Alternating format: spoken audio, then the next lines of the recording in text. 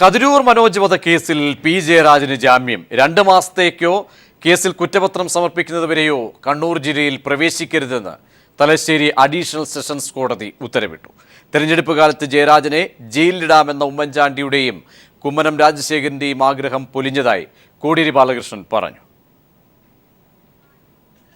വിശദാംശങ്ങളുമായി ജോഷില ചേരുന്നു. ജോഷില, വിവരങ്ങൾ.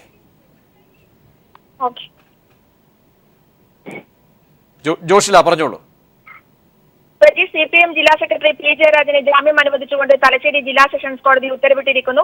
50,000 രൂപയിലും 2 ആൾജാമ്യത്തിലുമാണ് ജാമ്യം അനുവദിച്ചിരിക്കുന്നത്. 2 മാസത്തേക്കോ ചാർജ് ഷീറ്റ് നൽകുന്നതുവരെയോ ജില്ലയിൽ പ്രവേശിക്കരുതെന്നും അന്വേഷണ ഉദ്യോഗസ്ഥർ ആവശ്യപ്പെടുമ്പോൾ ആ ഉദ്യോഗസ്ഥർക്ക് മുന്നിൽ ഹാജരാകണമെന്നും സാക്ഷികളെ സ്വാധീനിക്കാനോ ഭീഷണിപ്പെടുത്താനോ ശ്രമിക്കരുതെന്നുമുള്ള വ്യവസ്ഥയിലാണ് ജാമ്യം. എളന്തോട്ടത്തിൽ മനോജ് കൊല്ലപ്പെട്ട് 505 ദിവസം വരെ പി ജയരാജൻ കേസിൽ പ്രതിയല്ലെന്നായിരുന്നു CBI കോടതിയെ അറിയിച്ചത്. അതേസമയം CBI അന്വേഷണ ഉദ്യോഗസ്ഥർക്ക് മുൻപാകെ ഹാജരാകാൻ CBI അദ്ദേഹത്തിന് നോട്ടീസ് നൽകുകയും ചെയ്തു. ഇത് RSSന്റെ രാഷ്ട്രീയ സമ്മർദ്ദത്തിന് വഴങ്ങി CBI അദ്ദേഹത്തെ അറസ്റ്റ് ചെയ്യാനുള്ള നീക്കമാണ്. നേരത്തെ തന്നെ ഇത്തരം ആരോപണങ്ങൾ ഉയർന്നിരുന്നു. ഈ സാഹചര്യത്തിലാണ് പി ജയരാജൻ ജാമ്യത്തിനായി കോടതിയെ സമീപിച്ചത്. എന്നാൽ പ്രതിയല്ലാത്ത ഒരാൾക്ക് മുൻകൂർ ജാമ്യത്തിന്റെ ആവശ്യമില്ലായിരുന്നായിരുന്നു നേരത്തെ കോടതി പറഞ്ഞത്. ഉടൻ CBI അദ്ദേഹത്തെ UAPA വകുപ്പ് ചേർത്ത് പ്രതിപട്ടികയിൽ ചേർക്കുകയും അറസ്റ്റ് ചെയ്യാനുള്ള നീക്കം നടത്തുകയും ചെയ്തു. ഇതിനിടെ RSSന്റെ കണ്ണൂരിൽ നടന്ന ചിന്തൻ ബൈഠക്കിൽ പങ്കെടുക്കാനെത്തിയ മോഹൻ ഭാഗവത് അടക്കമുള്ള RSS നേതൃത്വം രാജ്നാഥ് സിംഗുമായി ചേർന്ന് നടത്തിയ രാഷ്ട്രീയ ഗൂഢാലോചനയുടെ ഭാഗമായി നടന്നതാണ് പി ജയരാജനെ കേസിൽ പ്രതി ചേർത്തതെന്ന് തെളിയിക്കുന്ന RSS നേതൃത്വത്തിന്റെ കത്തും പുറത്തു വന്നിരുന്നു. ഇതിനിടെ പി ജയരാജൻ കോടതിയിൽ കീഴടങ്ങുകയും കോടതി അദ്ദേഹത്തെ 1 മാസത്തേക്ക് റിമാൻഡ് ചെയ്യുകയും ചെയ്തു. ഹൃദയ സംബന്ധമായി ഗുരുതര പ്രശ്നങ്ങളുള്ള അദ്ദേഹത്തെ ഡോക്ടർമാരുടെ നിർദ്ദേശപ്രകാരം പരിയാര മെഡിക്കൽ കോളേജ് ആശുപത്രി, കോഴിക്കോട് മെഡിക്കൽ കോളേജ് ആശുപത്രി, ശ്രീചിത്ര മെഡിക്കൽ കോളേജ് ആശുപത്രി എന്നിവിടങ്ങളിൽ ചികിത്സയ്ക്ക് വിധേയനാക്കിയിരുന്നു. ചികിത്സയിൽ കഴിയുന്ന ജയരാജനെ 3 ദിവസം CBI ഉദ്യോഗസ്ഥർ ചോദ്യം ചെയ്തു. അദ്ദേഹത്തിനെതിരായ തെളിവുകൾ എവിടെയെന്ന കോടതിയുടെ ചോദ്യത്തിന് ഇന്നലെ പോലും അഭിഭാഷകർക്ക് തെളിവുകളൊന്നും നൽകാൻ കഴിഞ്ഞിട്ടില്ല. 1 മാസത്തെ റിമാൻഡിന് ശേഷം ഏപ്രിൽ 8 വരെ റിമാൻഡ് കാലാവധി നീട്ടിയ സാഹചര്യത്തിലാണ് പി ജയരാജൻ ജാമ്യത്തിനായി വീണ്ടും കോടതിയെ സമീപിച്ചത്. തികച്ചും RSS നടത്തിയ രാഷ്ട്രീയ സമ്മർദ്ദത്തിന്റെ ഭാഗമാണ് UAPA വകുപ്പും പ്രതിപട്ടികയുമെന്ന അദ്ദേഹത്തിന്റെ അഭിഭാഷകന്റെ വാദം കോടതി അംഗീകരിച്ചതിന്റെ തെളിവാകുകയാണ് അദ്ദേഹത്തിന് ഇന്ന് ലഭിച്ച ജാമ്യം. പ്രജീഷ്. പി ജോഷിലെയാണ് വിവരങ്ങൾ നൽകിയത്. തെരഞ്ഞെടുപ്പ് കാലത്ത് പി ജയരാജനെ ജയിലിലടയ്ക്കാമെന്ന ഉമ്മൻചാണ്ടി സർക്കാരിന്റെ മോഹം പൊലിഞ്ഞുവെന്ന് CPM സംസ്ഥാന സെക്രട്ടറി കോടിയേരി ബാലകൃഷ്ണൻ. ഉമ്മൻചാണ്ടി കുമ്മനം കൂട്ടുകെട്ടിനുണ്ടായ തിരിച്ചടിയാണിത്. കോടതിയിൽ പരിഹാസ്യമായ വാദമുഖങ്ങൾ അവതരിപ്പിച്ച് CBI നാണം കെട്ടു, മലർന്നു കിടന്ന് തുപ്പുന്നത് പോലെയായിരുന്നു CBIയുടെ വാദങ്ങൾ. RSSനെ തൃപ്തിപ്പെടുത്താൻ CBI കെട്ടിച്ചമച്ച കേസാണിതെന്നും കോടിയേരി ആരോപിച്ചു. CBI പരിഹാസ്യമായ വാദമുഖങ്ങൾ അവതരിപ്പിച്ച് നാണം കെടുകയാണ് ചെയ്തിട്ടുള്ളത്. ഇത് RSSനെ തൃപ്തിപ്പെടുത്താൻ വേണ്ടി CBI കെട്ടിച്ചമച്ചൊരു കേസാണ്. ഇലക്ഷൻ ഘട്ടത്തിൽ ജയരാജൻ ഇവിടെ പ്രവർത്തന രംഗത്തുണ്ടാകാൻ പാടില്ല. അതാണ് ഉമ്മൻചാണ്ടിയും കുമ്മനം രാജശേഖരനും ഉദ്ദേശിച്ചത്. VM സുധീരൻ ഉൾപ്പെടെ ഈ തെരഞ്ഞെടുപ്പിൽ കണ്ടുവച്ച ഏറ്റവും വലിയൊരു ബോംബാണ് ഇന്ന് നനഞ്ഞ പണക്കമായിട്ട് മാറിയിരിക്കുന്നത്. അക്രമ രാഷ്ട്രീയം, കൊലപാതക രാഷ്ട്രീയം എന്ന് പ്രചരിപ്പിച്ച് ഈ ഇലക്ഷൻ പ്രചരണ രംഗത്ത് ഇതൊരു പ്രധാനമായ പ്രചരണ ആയുധമാക്കാനായിരുന്നു VM സുധീരൻ പി ജയരാജനെ പ്രതിയേർത്ത നടപടിയെ സ്വാഗതം ചെയ്ത് രംഗത്ത് വന്നത്. ആ VM സുധീരൻ്റെ ആ കുരുട്ട് ബുദ്ധിക്ക് ഏറ്റൊരു തിരിച്ചടി കൂടിയാണ് ഇന്നത്തെ ഈ കോടതിയുടെ വിധി. തിരഞ്ഞെടുപ്പ് പ്രഖ്യാപനത്തിന് തൊട്ടുമുൻപുള്ള മന്ത്രിസഭാ യോഗങ്ങളിൽ സർക്കാരിൻ്റെ കടുംവെട്ട്. 4 മന്ത്രിസഭാ യോഗങ്ങളിൽ നിന്നായി ഭൂമാഫിയയ്ക്ക് വേണ്ടിയെടുത്തത് 182 തീരുമാനങ്ങൾ. ഓരോന്നിനും അനുമതി നൽകിയത് 2 മിനിറ്റ് പോലും ചർച്ച നടത്താതെ. ഭൂസംരക്ഷണ നിയമവും ഭൂപരിധി നിയമവും നെൽവയൽ തണ്ണീർത്തട നിയമവും അട്ടിമറിച്ചാണ് ഭൂരിഭാഗം തീരുമാനങ്ങൾ. തെരഞ്ഞെടുപ്പ് പ്രഖ്യാപനത്തിന് തൊട്ടുമുൻപ് ഫെബ്രുവരി ഒടുവിലത്തെ ആഴ്ചയിൽ 4 മന്ത്രിസഭാ യോഗങ്ങളാണ് ചേർന്നത്. 400ഓളം ഫയലുകൾ അജണ്ടയ്ക്ക് പുറത്തുനിന്ന് പരിഗണിച്ചു. 220 തീരുമാനങ്ങളെടുത്തു. ഇതിൽ 182 തീരുമാനങ്ങളും ഭൂമാഫിയയ്ക്ക് വേണ്ടി റവന്യൂ വകുപ്പ് നടത്തിയ ഇടപെടലുകളായിരുന്നു. കഴിഞ്ഞ ദിവസം പുറത്തുവന്ന സന്തോഷ് മാധവന് ഭൂമി പതിച്ചു നൽകാനുള്ള വിവാദ തീരുമാനം ഫെബ്രുവരി 26 മന്ത്രിസഭായോഗ തീരുമാനമാണ് എടുത്തത്. മാർച്ച് 2 സർക്കാർ ഉത്തരവ് പുറത്തിറങ്ങി. 1600 കോടി നിക്ഷേപവും 20 കോടി തൊഴിലവസരവുമുള്ള പദ്ധതിയായതിനാലാണ് ഭൂപരിധി നിയമത്തിൽ ഇളവ് നൽകുന്നതെന്നാണ് വിശദീകരണം. എന്നാൽ 127 ഏക്കർ നെൽവയലാണ് നികത്തുന്നതെന്ന കാര്യം മറച്ചുവെക്കപ്പെട്ടു. 2008 നെൽവയൽ തണ്ണീർത്തട സംരക്ഷണ നിയമമനുസരിച്ച് വയൽ നികത്താൻ മന്ത്രിസഭയ്ക്ക് അനുമതി നൽകാനാകില്ല. വിവാദ സന്യാസി സന്തോഷ് മാധവൻ ബിനാമി ഇടപാടിൽ വാങ്ങിക്കൂട്ടിയ ഭൂമിയാണെന്ന പോലീസ് റിപ്പോർട്ടും മറച്ചുവച്ചാണ് അടിയന്തര പ്രാധാന്യത്തോടെ ഉത്തരവിറക്കിയത്. സമാനമായ രീതിയിൽ കരുണ എസ്റ്റേറ്റിന്റെ 833 ഏക്കർ ഭൂമിക്ക് കരമൊടുക്കാൻ നൽകിയ അനുമതി മെത്രാൻകായൽ നികത്തൽ, കടമക്കുടി നിലനികത്തൽ, വൈക്കത്ത് ചെമ്പിൽ 127 ഏക്കർ നിലനികത്തൽ, ഇടുക്കിയിലെ പീരുമേടിൽ ഹോപ്സ് പ്ലാന്റേഷന് 728 ഏക്കർ ഭൂമിക്ക് അംഗീകാരം നൽകൽ തുടങ്ങിയ തീരുമാനങ്ങളെല്ലാം ഫെബ്രുവരി അവസാന ആഴ്ചയിലെ മന്ത്രിസഭാ യോഗങ്ങളിലായിരുന്നു. 182 തീരുമാനങ്ങളിലൂടെ 2500ഓളം ഏക്കർ ഭൂമി പതിച്ചു നൽകിയതായാണ് പുറത്തുവരുന്ന വിവരം. പദ്ധതികൾ സംബന്ധിച്ച ഫയലുകൾ അതീവ രഹസ്യമായി സൂക്ഷിക്കാനും ഉദ്യോഗസ്ഥർക്ക് സർക്കാരിന്റെ നിർദ്ദേശമുണ്ട്. News bureau, Thiruvananthapuram. കാസർഗോഡ് ജില്ലയിൽ നിയമവിരുദ്ധമായി വിറ്റ സർക്കാർ ഭൂമിക്ക് നിയമസാധുത നൽകി റവന്യൂ വകുപ്പിന്റെ ഉത്തരവ്. ഭൂപരിഷ്കരണ നിയമം ലംഘിച്ച് കാസർഗോഡ് ദളാൽ പ്രകാശ് എസ്റ്റേറ്റ് മുറിച്ചുവിറ്റ 264.41 ഏക്കർ ഭൂമിയുടെ കരം സ്വീകരിക്കാനാണ് റവന്യൂ വകുപ്പ് ഉത്തരവിട്ടത്. സർക്കാർ ഭൂമി കോടികൾക്ക് വിറ്റ കമ്പനിക്കെതിരെ കേസെടുത്തില്ല. കാസർഗോഡ് ജില്ലയിൽ ഹോസ്ദുർ താലൂക്കിൽ Prakash plantation private limited Kerala ഭൂപരിഷ്കരണ നിയമം ലംഘിച്ച് മുറിച്ചുവിറ്റ 264.41 ഏക്കർ ഭൂമിക്ക് നിയമസാധുത നൽകിയുള്ള ഉത്തരവാണ് റവന്യൂ വകുപ്പ് പുറത്തിറക്കിയത്. ഉത്തരവിന്റെ പകർപ്പ് പീപ്പിളിന് ലഭിച്ചു. ഭൂപരിഷ്കരണ നിയമപ്രകാരം 275 ഏക്കർ ഭൂമിക്കാണ് തോട്ടത്തിന് നൽകുന്ന ഇളവ് വ്യവസ്ഥകൾക്കനുസൃതമായി നൽകിയിരുന്നത്. എന്നാൽ ഇളവ് വ്യവസ്ഥ ലംഘിച്ച് കമ്പനി പലപ്പോഴായി ഭൂമി മുറിച്ചുവിറ്റു. നിയമലംഘനം നടത്തിയ കമ്പനിയുടെ കൈവശമുള്ള ഭൂമി മിച്ചഭൂമിയായി ഏറ്റെടുക്കണമെന്നതാണ് ചട്ടം.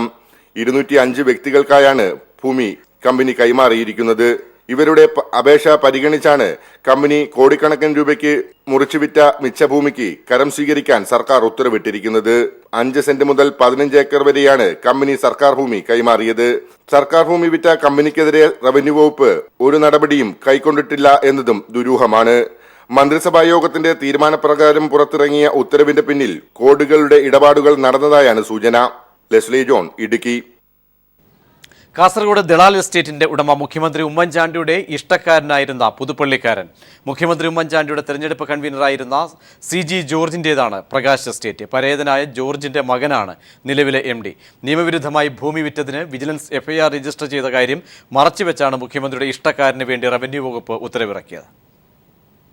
കേരള ഭൂപരിഷ്കരണ നിയമം ലംഘിച്ച് കാസർഗോഡ് ബലാളിൽ 264.41 ഏക്കർ സർക്കാർ ഭൂമി കോടികൾക്ക് മറച്ചു വിറ്റത് മുഖ്യമന്ത്രി ഉമ്മൻചാണ്ടിയുടെ പുതുപ്പള്ളിയിലെ വിശ്വസനായ CG ജോർജ് ആണ്.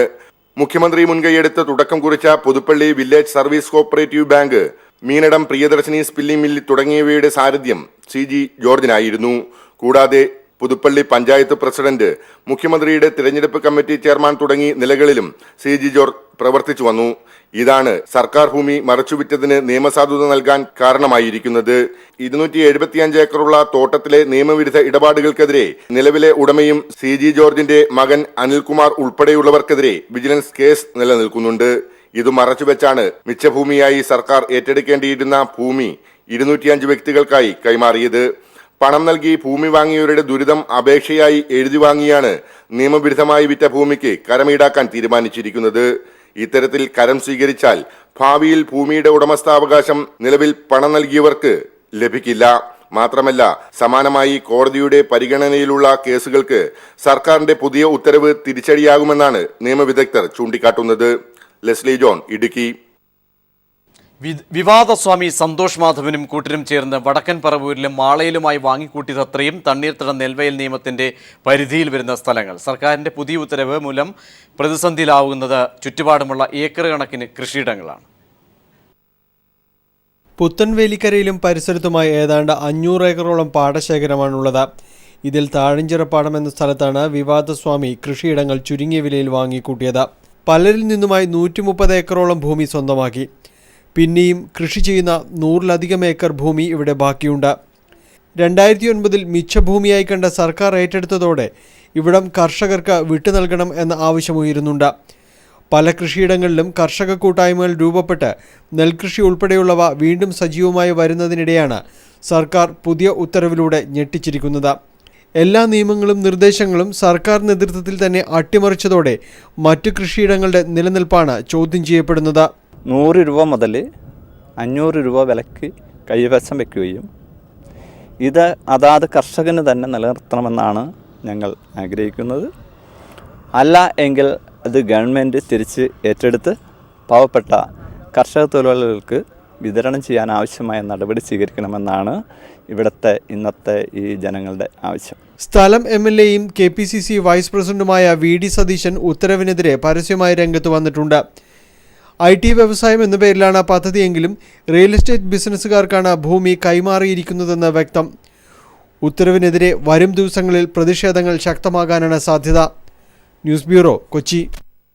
VM സുധീരന് ശക്തമായ മറുപടിയുമായി K മുരളീധരൻ MLA. സർക്കാരിന് തെറ്റുപറ്റിയിട്ടുണ്ടെങ്കിൽ മുഖ്യമന്ത്രിയെ നേരിട്ട് അറിയിക്കണം, അല്ലാതെ പരസ്യ വിമർശനം നടത്തുകയല്ല വേണ്ടതെന്ന് മുരളീധരൻ പറഞ്ഞു. 4 തവണ MLA ആയവർ മാറി നിൽക്കണമെന്ന സുധീരന്റെ പ്രസ്താവനയും മുരളീധരൻ വിമർശിച്ചു.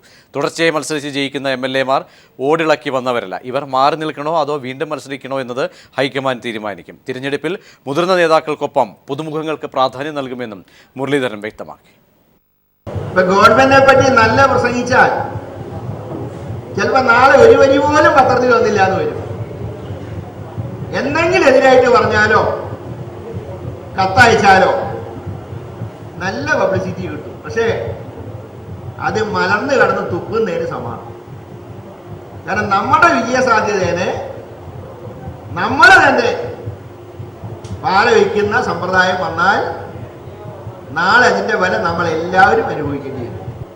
ചെറുപ്പക്കാർ ജയിച്ചു വന്നാൽ മാത്രം പോരാ, സഭാ നടപടികളിലും സജീവമായി പങ്കെടുക്കണമെന്നൊരു അഭ്യർത്ഥന. കാരണം നിങ്ങളുടെ കൂട്ടത്തിൽ ആരൊക്കെയാണ് ഈ ജനപ്രതിനിധികളായിട്ട് വരികയെന്ന് അറിയില്ല, അതുകൊണ്ട് ഞാൻ പറഞ്ഞത്. അതുപോലെ തന്നെ ഈ തുടർച്ചയായിട്ട് ഇലക്ഷനിൽ ജയിക്കുന്നത് ഒരു കുറ്റമായിട്ട് എടുക്കരുത്. കാരണം ജനങ്ങൾ വോട്ട് ചെയ്തിട്ടാണല്ലോ ജയിച്ചത്. തുടർച്ചയായിട്ട് ജയിക്കുന്ന ഒരു കുറ്റമൊന്നുമല്ല. അല്ലാണ്ട് ഇവരെ ആരും ഓട് പൊളിച്ച് അസംബ്ലി ഇറങ്ങുന്നതല്ല. സച്ചിനേക്കാൾ കേമൻ വിരാട് കോഹ്ലി എന്ന മുൻ ഇന്ത്യൻ ക്യാപ്റ്റൻ കപിൽ ദേവിന്റെ അഭിപ്രായ പ്രകടനം. ഒരു പത്രമാധ്യമത്തിൽ എഴുതിയ പങ്ക്തിയിലൂടെയാണ് കപിൽ ദേവിന്റെ വിലയിരുത്തൽ. സാങ്കേതിക മികവിലും പ്രകടനത്തിന്റെ അടിസ്ഥാനത്തിലും ഇന്ന് ലോകത്തിലുള്ള ഏറ്റവും മികച്ച താരം കോഹ്ലിയാണെന്നും കപിൽ ദേവ് പറഞ്ഞു. വിശദാംശങ്ങൾ ആനന്ദ് ചേരും. ആനന്ദ്, വളരെ ഒരുപക്ഷെ വിചിത്രമെന്ന് തോന്നിയേക്കാം. കാരണം സച്ചിൻ്റെ ആ ഒരു കാലഘട്ടത്തെയും ഒപ്പം വിരാട് കോഹ്ലിയുടെ ഇപ്പോഴത്തെ ആ ഒരു പ്രകടന മികവിനെയും ഒക്കെ തന്നെ വിലയിരുത്തി സസൂക്ഷ്മം വിലയിരുത്തുകയായിരുന്നു. അത് ഏത് സാഹചര്യത്തിലാണ് ഇങ്ങനെ ഒരു അഭിപ്രായ പ്രകടനം കപിൽ ദേവിനെ പോലെയുള്ള ഒരു മുതിർന്ന കളിക്കാരൻ നടത്തിയത്? പ്രജീഷ്, സമീപകാലത്ത് ഏറ്റവും കൂടുതൽ ചർച്ചാ വിഷയമായിക്കൊണ്ടിരിക്കുന്ന ഒരു കാര്യം തന്നെയാണ് കോഹ്ലിയാണോ സച്ചിനാണോ. ഇങ്ങനൊരു താരതമ്യ പഠനം പല പ്രമുഖ സ്പോർട്സ് ചാനലുകൾ വരെ ഇപ്പോൾ നൽകിക്കൊണ്ടിരിക്കുകയാണ്. ആ സമയത്താണ് ഇപ്പോൾ 2020 ലോകകപ്പിൻ്റെ ഒരു രീതിയിൽ വെച്ച് 2020 ലോകകപ്പ് പ്രമാണിച്ച് ഒരു മലയാള മാധ്യമത്തിൽ അദ്ദേഹം കപിൽ ദേവ് എഴുതുന്ന ഒരു പങ്ക്തിയിലൂടെയാണ് അദ്ദേഹം ഇങ്ങനെ ഒരു താരതമ്യ പഠനം നടത്തിയിരിക്കുന്നത്. എല്ലാ സാങ്കേതിക തികവിലും കവർ ഡ്രൈവുകൾ പ്ലേ ചെയ്യുന്നത് മുതൽ ഓഫ് സൈഡിൽ ഫ്ലിക് ഷോട്ടുകൾ പ്ലേ ചെയ്യുന്നതിൽ വരെ കോഹ്ലിയാണ് മുൻപെന്നും ഒപ്പം തന്നെ പല സാഹചര്യങ്ങളിലും, അതായത് വിക്കറ്റിന് മുമ്പിൽ തൻ്റെ വിക്കറ്റ് വളരെ വിലപ്പെട്ടതായി സച്ചിൻ കരുതുന്നുവെന്നും സമ്മർദ്ദത്തിന് അടിപ്പെടുന്നത് ഇതുമൂലമാണെന്നും എടുത്തു പറയുമ്പോൾ കോഹ്ലി ഈ കാര്യത്തിൽ പറ്റി പറയുന്നത് കോഹ്ലി വളരെ അഗ്രസീവാണ്, തൻ്റെ വിക്കറ്റിനെ പറ്റി കോഹ്ലി ചിന്തിക്കാറില്ല എന്നുള്ളത് കൂടി ചേർത്ത് വയ്ക്കുന്നു. ഒപ്പം തന്നെ വരും കാലഘട്ടത്തിൽ അല്ലെങ്കിൽ അധികം താമസിയാതെ തന്നെ നിലവിലെ മികച്ച താരമെന്ന വിശേഷണമുള്ള കോഹ്ലി വിവിയൻ റിച്ചാർഡിനെയും ഒപ്പം തന്നെ Brian Lara, Ricky Ponting, Sachin Tendulkar എന്നിവരടക്കമുള്ള എല്ലാ ആളുകളുടെയും റെക്കോർഡുകൾ തകർത്തെറിയുമെന്നുമുള്ള കാര്യങ്ങളടക്കം ഈ ഒരു പങ്ക്തിയിലൂടെ ഒരു പ്രത്യാശ കപിൽ ദേവ് പ്രകടിപ്പിക്കുന്നു. ആനന്ദാണ് വിവരങ്ങൾ നൽകിയത്.